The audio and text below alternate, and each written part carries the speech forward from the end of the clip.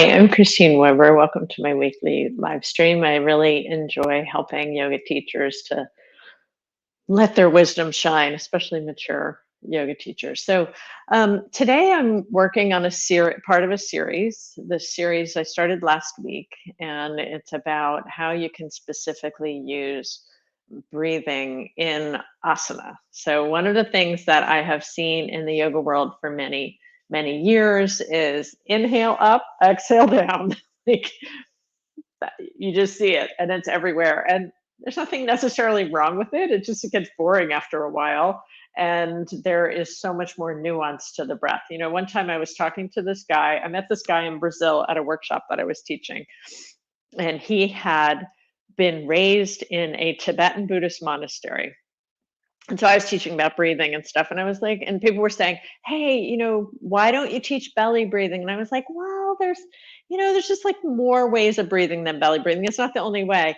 And this guy raised his hand and he's like, I was raised in a Tibetan monastery, and the Tibetan monks taught me that there's 122 different ways to breathe. I was like, listen to him.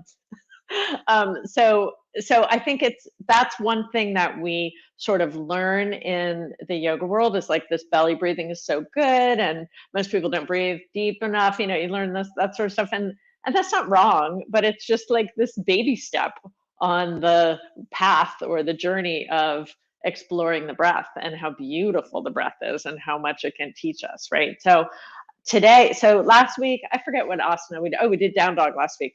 So this week, what I want to do is a simple lateral bend. So what is lateral bend? That means where you're working the side body, right? So a simple lateral bend here that we could try just cold out of the gate is crescent moon, right? Where you bring the feet together and you're holding, like I'm just going to hold my left wrist with my right hand, and then we're going to move over to the side, right? Lateral, that's just a lateral bend, right? So how do you cue breathing for that is the question. You could say, inhale and twist and bend more, exhale and come out of it a little bit. You could do that. But what's more interesting is thinking about, well, what's breathing on this side? What's moving on this side as I breathe? So as I inhale, I'm able to create a little more space in the intercostal muscles between my ribs. So how about I cue inhale into your left side ribs. And as you exhale, back out just a little bit, but pull the belly in specifically on the left side.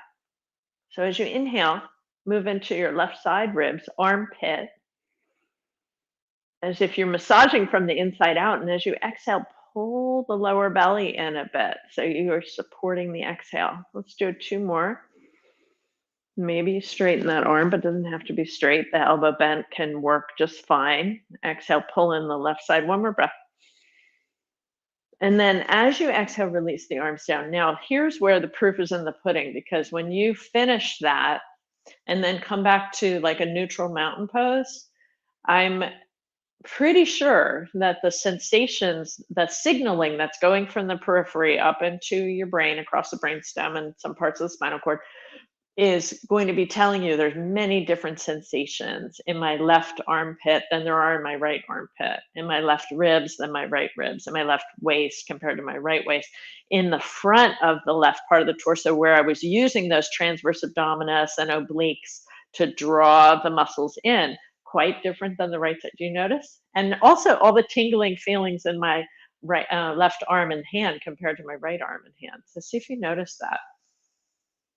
It's quite different.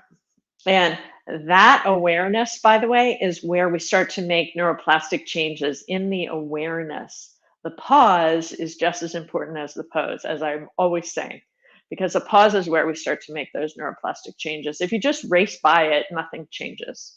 You don't change anything when you race by the sensations. And that's why this practice is so much more about the neuroendocrine immune system. It's about your physiology than it is about the musculoskeletal stuff. All that's important, but that's not what I focus on when I teach. I teach yoga for resilience of the nervous system. It's different, Okay, so let's do the other side. So if you want, you can bring your feet together, and then we're going to take the arms up over the head. You could do that on an inhale. Hold the right wrist with the left hand. If you want to work the shoulder, turning the palm down is going to be a little bit more efficient and helpful, especially if you have any shoulder issues. But it's not necessary for everybody, but that may feel better for you. You can try it. And then we're going to use an inhale to go up and over, and an exhale to draw the right side of the belly in. And you don't come all the way back to neutral, but you kind of back out of it a little bit. So inhale, you explore the space, breathing into my right armpit, my right ribs, making space between each rib for the breath from the inside out, massaging it, inhaling into the right side, exhaling, particularly draw in the right belly, right side of the belly, lower belly.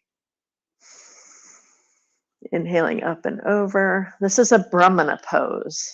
It means it's creating energy, it's nourishing, catabolic, if you want to think about it in those terms. One more breath.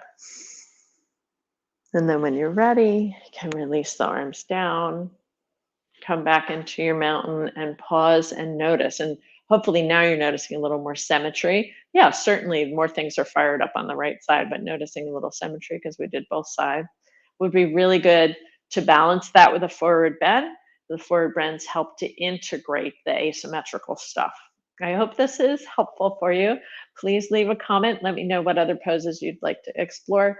I'll just keep going with this series probably through the end of the year, just showing you some nuances of how to breathe in asanas beyond inhale up, exhale down. Thank you so much for being here. Love to hear from you, and have a great week. I'll see you next week.